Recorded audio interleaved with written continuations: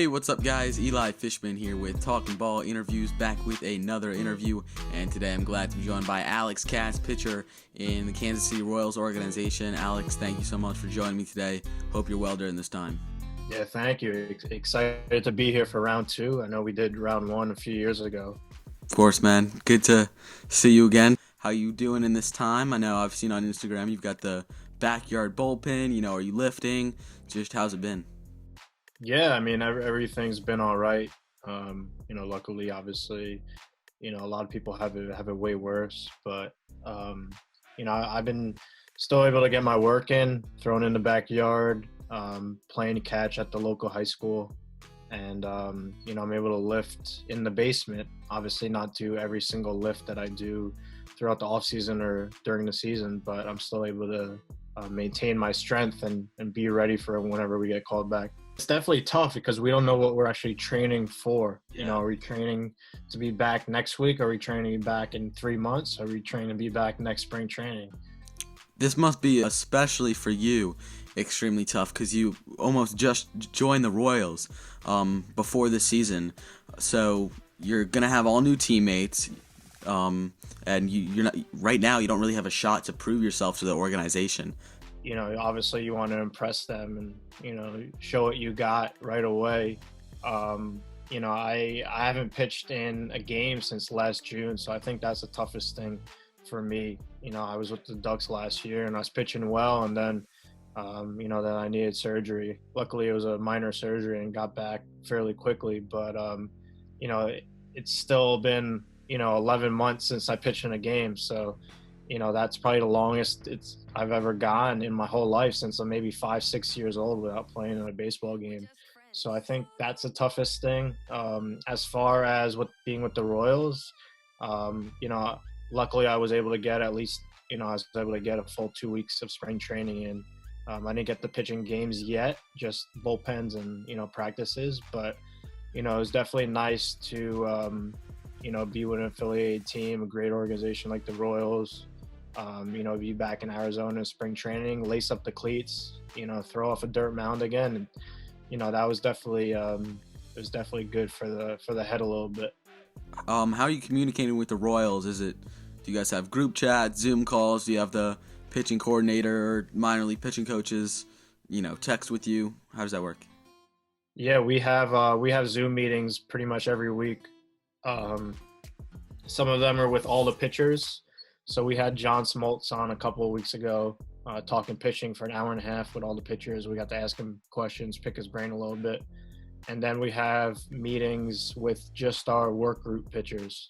So I'm with the AAA work group. So it's me and around, I think 15 or 16 other pitchers in a group chat, along with, some front office personnel and some of the coordinators and some of the pitching coaches, just, talking about what we've been doing, how we've been staying in shape, and just talking pitching, really talking baseball, trying to make the most of what we got.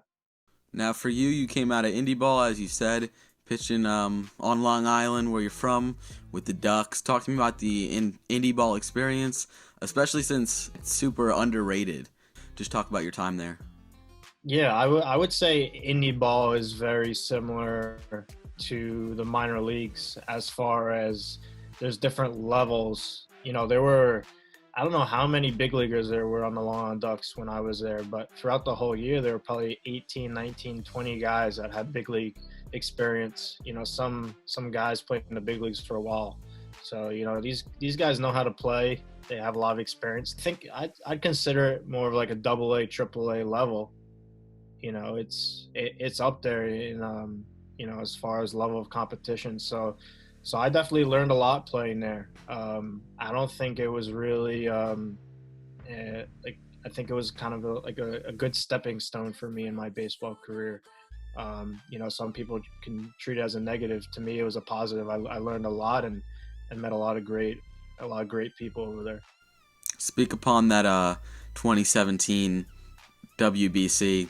You go over in South Korea, and then the Tokyo Dome, so many fans, crazy atmosphere. Sam Fold, who played like 10 years in the big league, said it was the most electric atmosphere that he's ever been in. talk about that, pitching on that mound. Yeah, that was intense, and that's something I always talk about. Guys like Sam Fole and Jason Marquis, and all those guys that played in the big leagues for a while had successful careers. They were just talking throughout the whole tournament how crazy and awesome this experience is. How it's really at the top of their list in their career. Maybe top 3 baseball moments of their career, and these guys played 10, 15 years in the major leagues, which is what we all dream of doing. I pitched in 4 of the 6 games. I pitched in an exhibition game against a Korean team. There was nobody in the stands. I think maybe just family members in like a 25,000 seat stadium. So we went from pitching. I went from pitching in the backfields of the Rockies complex for our team practices, to now pitching in an empty stadium, to now pitching in front of more fans than I've ever pitched in front of my whole life.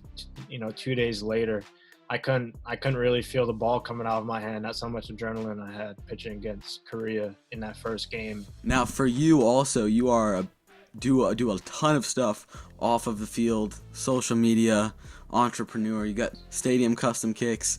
How much has that off the field, being an entrepreneur, you have a ton of followers on social media, how much has that helped you as a ball player getting through your career? Yeah, I mean, just having that side business and being able to make some money on the side has allowed me to keep chasing my dream.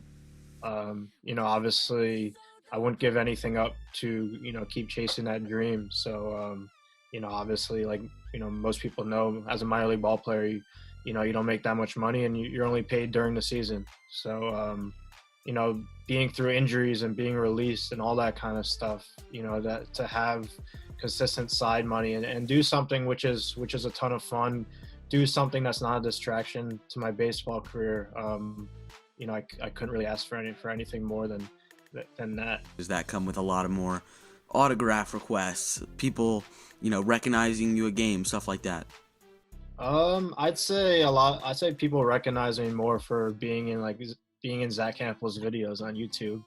That obviously led to some more followers on social media, because he gets a crazy amount of views on those videos. But I wouldn't say I'm any type of celebrity or anything like that. What can Royals fans expect for you on the mound? Talking about the repertoire and just some more about yourself on the bump. Obviously I like to come right at hitters.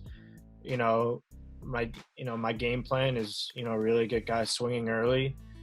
My fastball is a really low spin rate, so I get a lot of ground balls, pretty high ground ball rate. And if I'm ahead in the count, a few pitches in, I'm trying to strike guys out. So I think my strengths are getting that ground ball. If I don't get the ground ball, go for that strikeout. If you were to be MLB commissioner for one day, would you do anything to the game? Just talking about your opinion on the current state of baseball. I know you played in the Atlantic League, where there's a lot of experimenting going on. That's a really good question. I think every ball player has their own opinion when it comes to that stuff. Me personally, I'm a baseball fanatic. I absolutely love the game. I don't think there's any need to really speed it up. I think that's the beauty of the game, holding the ball, picking guys off. We did have the robo-umps with the Ducks last year. There was a little bit of a delay. The catcher would catch the ball, and sometimes he'd be throwing it back to the pitcher when umpire got the signal. So that was a little weird. I'm still unsure about that, how I feel about that. I feel like with better technology and, making things like that quicker, I think it could be, I think that could be good for the game, more consistency there. I think the whole purpose of this is to get more baseball fans in general, whether it's a kid playing the game and being a baseball fan for life or someone older. It is a business at the end of the day. It's profitable. So, I feel like you have to pay attention to both sides, but there's so much tradition in baseball. I think the way the game was designed, has been played for the last 100 years. I think it's fine. I don't think there's anything that's needed to be changed. Final question for you before I let you go. What is one piece of advice that you would give a young player, going up through baseball? Yeah. A lot of kids ask me this all the time, and I feel like there's a few ways to answer that. I think the first thing is to make sure you're having fun. If you're not having fun playing baseball, then you shouldn't be playing. Especially as a kid growing up. I mean, this is my job. This is my livelihood. This is how I pay the bills. So this is basically super, super important for me. And, I need the game of baseball, basically. I'm kind of relying on it. It's my career, and I still have fun. I still enjoy the game. So there's no reason why a 10-year-old kid and his dad or his parents should put pressure on the kid that he has to get a scholarship tomorrow, and I've seen that, I've seen kids you see on social media, some of these kids, they act like they're gonna, get drafted next week. That's not making fun of them for, how hard they work, but just, be loose, have fun, enjoy the game. So watch big leaguers, watch how they go about their business. If you go to a baseball game, go early. Most of these stadiums open 2 hours before the game. Watch how these guys prepare. It's so much easier these days with kids being able to follow big leaguers and DM them and, have inside access to that stuff. Me as a kid, for me to watch how guys prepare and all that stuff, I would go to Shea Stadium and I would just go down to the dugout, go down to the sidelines, and just watch how these guys stretch, how they play catch, how focused they are, how they keep it fun. These guys are making millions of dollars. They easily could be stiff and tight and put a lot of pressure on themselves, but they still have fun, and you could have fun and go about your business. So I hope that answered the question. 100%, man. Thank you so much for joining me today. I really, really appreciate it. Hope you stay safe, and best of luck to you. Thank you. Same with you.